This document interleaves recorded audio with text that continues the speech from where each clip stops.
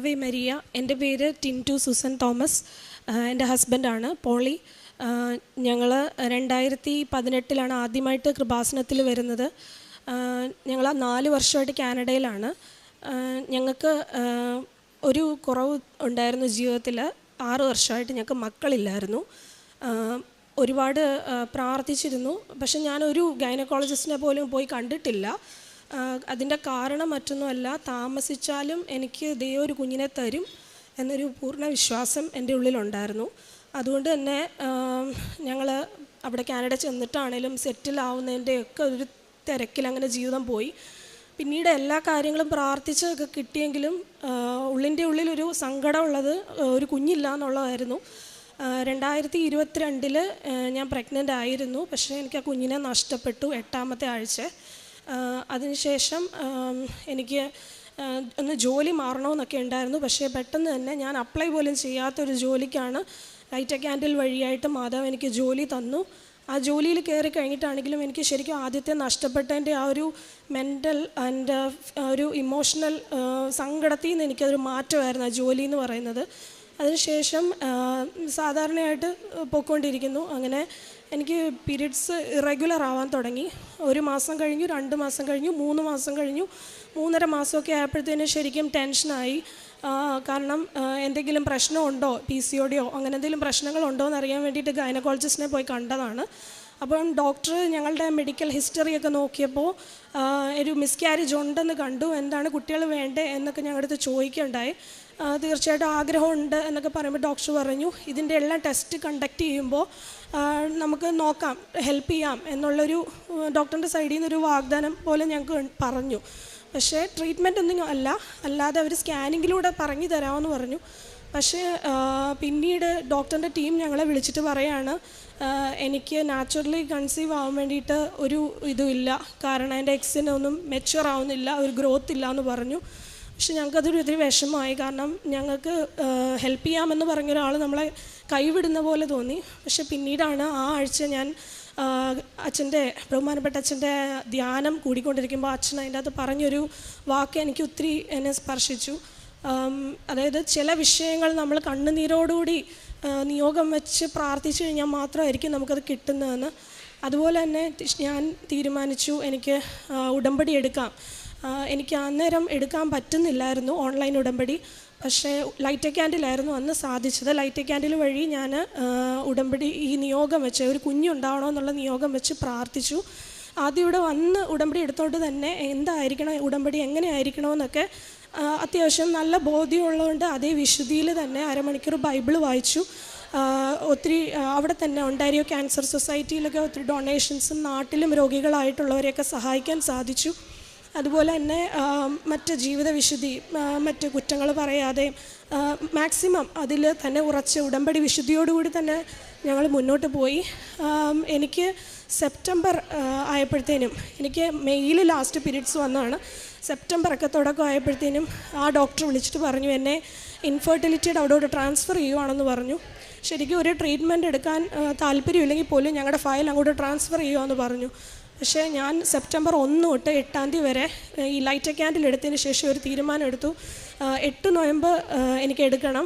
ആ 8 ദിവസവും എനിക്ക് വെക്കേഷൻ ഡേയ്സ് പെൻഡിങ് ഉള്ളതുകൊണ്ട് ഞാൻ ആ 8 ദിവസവും അമ്മയ്ക്കൊപ്പം തന്നെ എൻ്റെ വീട്ടിൽ തന്നെ പ്രാർത്ഥനാ മുറിയിൽ ഇരുന്ന് പ്രാർത്ഥിക്കുകയായിരുന്നു.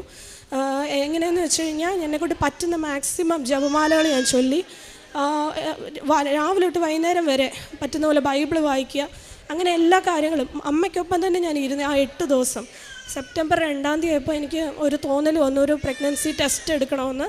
അങ്ങനെ 2ാം തീയതി ഞാൻ ടെസ്റ്റ് എടുത്തപ്പോൾ ഞാൻ പ്രഗ്നൻ്റ് ആണ്.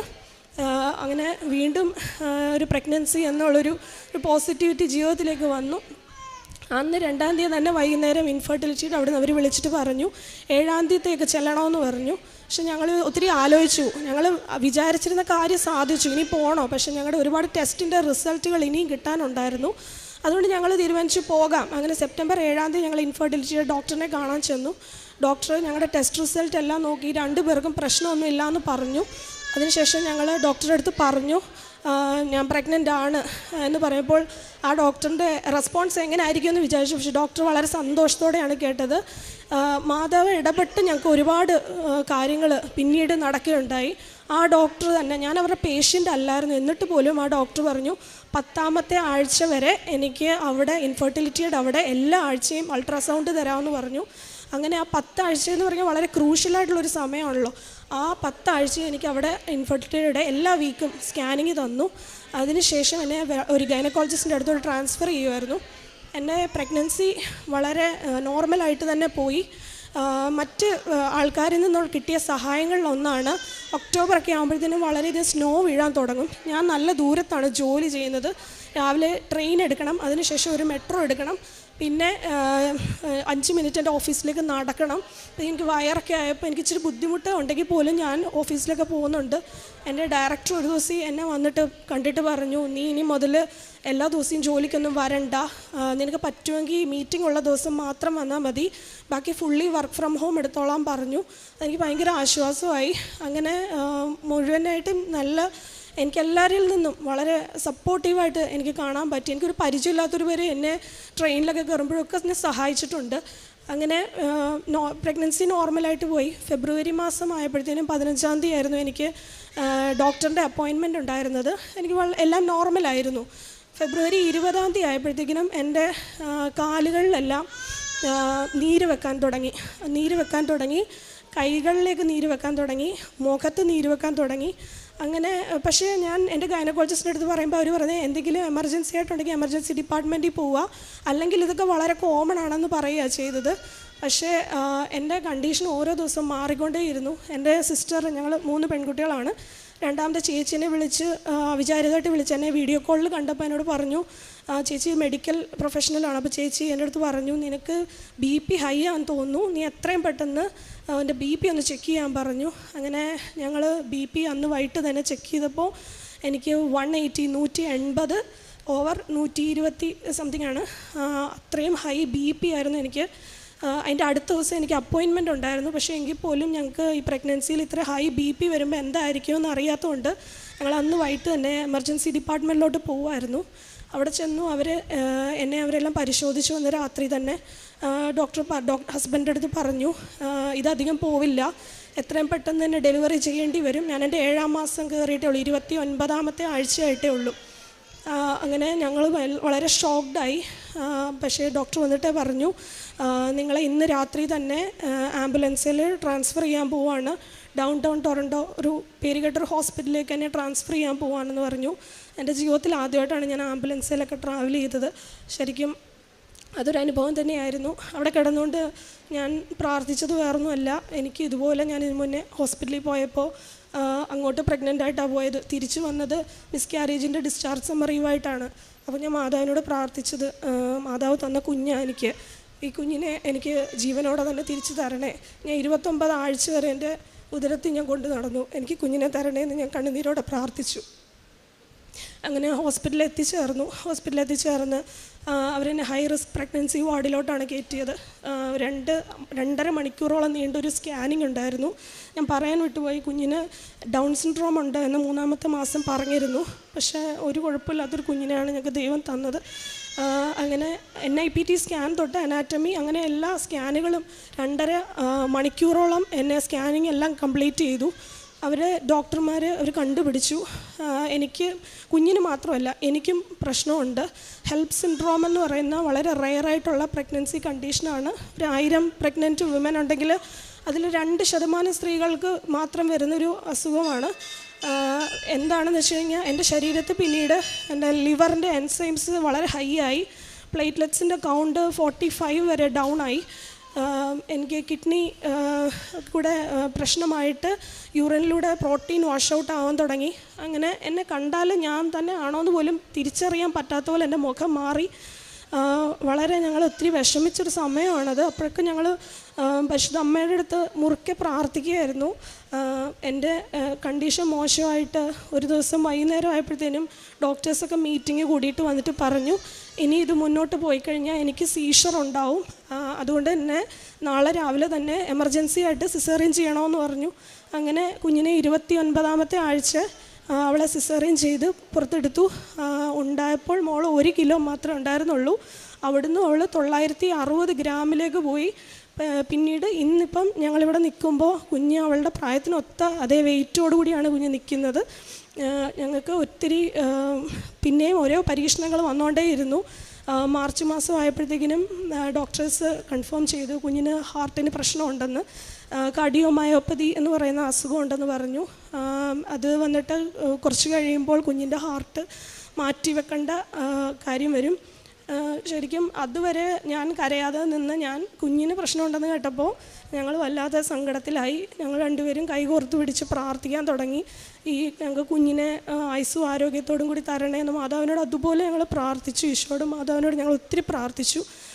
ഞാൻ അവിടെ ഇരുന്നോട്ട് ഞാൻ വീണ്ടും ലൈറ്റ് ക്യാൻഡിൽ പ്രയർ റിക്വസ്റ്റ് ഇട്ടു. എനിക്ക് ഹോസ്പിറ്റലിൽ ഇരുന്ന് സിസേറിനൊക്കെ കഴിഞ്ഞ് വേദന ഉണ്ടെങ്കിൽ പോലും ഞാൻ പറ്റണ പോലെ മാക്സിമം പ്രാർത്ഥിക്കാൻ ശ്രമിച്ചു. പ്രത്യക്ഷീകരണ പ്രാർത്ഥന ഒരു വട്ടമല്ല, ഒരു ദിവസം മുഴുവനാണെങ്കിലും ഞാൻ ചൊല്ലുമായിരുന്നു.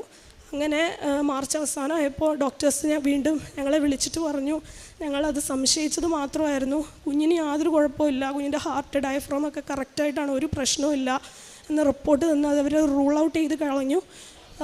മോള് മൊത്തം 70 ദിവസം NICUവിൽ കിടന്ന കുഞ്ഞാണ്. ഞങ്ങൾക്ക് ഏപ്രിൽ 7 ആയപ്പോഴത്തേനും അവൾ ഡിസ്ചാർജ് ആവാൻ വെയിറ്റൊക്കെ ആയിട്ടുണ്ടായിരുന്നെങ്കിലും പിന്നീടും അവരവളെ കീപ്പ് ചെയ്തുകൊണ്ടിരുന്നു. കാരണം മോണിറ്ററിൽ ചിലപ്പം ഹാർട്ട് റേറ്റ് താഴെ പോവും, ഓക്സിജൻ ലെവൽ താഴെ പോവും. അതുകൊണ്ട് അവർ ഡിസ്ചാർജ് ചെയ്യത്തില്ലായിരുന്നു.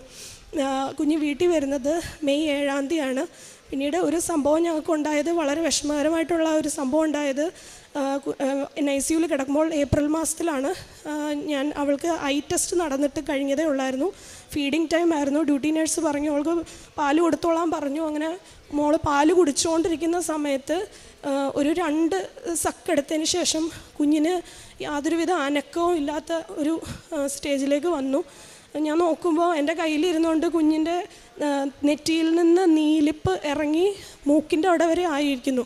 ഞങ്ങളുടെ നേഴ്സ് ബ്രേക്കിന് പോയേക്കുകയാണ്. ശരിക്കും ഒരു അമ്മ എന്ന നിലയിൽ അത് കണ്ടു നിൽക്കാൻ ഭയങ്കര ബുദ്ധിമുട്ടായിരുന്നു. ഇപ്പോഴും അത് ഓർക്കുമ്പോൾ പേടിയാണ്. കുറച്ച് നേരത്തേക്ക് കുഞ്ഞിന് യാതൊരു അനക്കവും ഉണ്ടായിരുന്നില്ല. നേഴ്സസ് എല്ലാം ഓടി വന്ന് അവൾക്ക് വെൻറ്റിലേറ്റർ സപ്പോർട്ടൊന്നും കൊടുത്തില്ല. പക്ഷേ അവർ നന്നായിട്ട് അവളെ റബ്ബ് ചെയ്തൊക്കെ എടുത്തപ്പോഴത്തേനും അവൾ തിരിച്ച് കരച്ചിൽ അവളുടെ കേട്ടു. ഞാൻ ആ സമയത്ത് എൻ്റെ കഴുത്തേക്ക് ആശുരൂപം ഉണ്ടായിരുന്നു. ഞാൻ മുറുക്കെ പിടിച്ചുകൊണ്ട് ഞാൻ പറഞ്ഞുകൊണ്ടേയിരിക്കുകയായിരുന്നു, അമ്മ ഞാൻ അവിടെ ഒന്ന് സാക്ഷ്യം പറഞ്ഞോളാം, ഒക്കെ ഒരു കുഴപ്പമുണ്ടാവില്ലേ, കുഞ്ഞിനെ തിരിച്ച് ഞങ്ങൾക്ക് ജീവനോടുകൂടെ തന്നെ തരണേ എന്ന് ഞങ്ങൾ പിന്നെയും പ്രാർത്ഥിച്ചുകൊണ്ടേയിരുന്നു. അങ്ങനെ അവൾ യാതൊരു കുഴപ്പമില്ലാതെ മെയ് 7 വീട്ടിലേക്ക് ഡിസ്ചാർജായി വരികയുണ്ടായി. അങ്ങനെ വളരെ പരീക്ഷണങ്ങൾ ഞങ്ങൾ സങ്കടകരമായിട്ടുള്ള അനുഭവത്തിലൂടെയാണ് ഞങ്ങൾ കടന്നുപോയത്. എനിക്ക് ഹസ്ബൻഡിനും പിടിച്ചു നിൽക്കാൻ ഉള്ളൊരു മാനസികമായ ധൈര്യമൊക്കെ തന്നത് പരിശുദ്ധ അമ്മയോടുള്ള ഒരു ഭക്തിയും ഞങ്ങൾ ഉടമ്പടി എടുത്തിട്ടുണ്ടല്ലോ, ഞങ്ങൾ പേടിക്കേണ്ട ആവശ്യമില്ല എന്നുള്ളൊരു വിശ്വാസമൊക്കെ ആയിരുന്നു. അതുപോലെ തന്നെ എനിക്ക് ജനുവരി 7 എൻ്റെ കയ്യിൽ 7 എന്നുള്ളൊരു സംഖ്യ എൻ്റെ കയ്യിൽ വരികയുണ്ടായി. അപ്പോൾ ഞാൻ ആദ്യം കണ്ടപ്പോഴാണെങ്കിലും അത് വലിയ കാര്യമാക്കിയില്ല. രണ്ടാമത് എൻ്റെ കയ്യിൽ വന്നു. ഞാൻ എൻ്റെ ഹസ്ബൻഡിനോട് പറഞ്ഞു, ചിലപ്പോൾ 7 17 27 ഒക്കെ ആയിരിക്കും ഞാൻ ചിലപ്പോൾ ഡെലിവറി ചെയ്യുന്നത് എന്ന് ഞാൻ ഇങ്ങനെ പറയുണ്ടായി.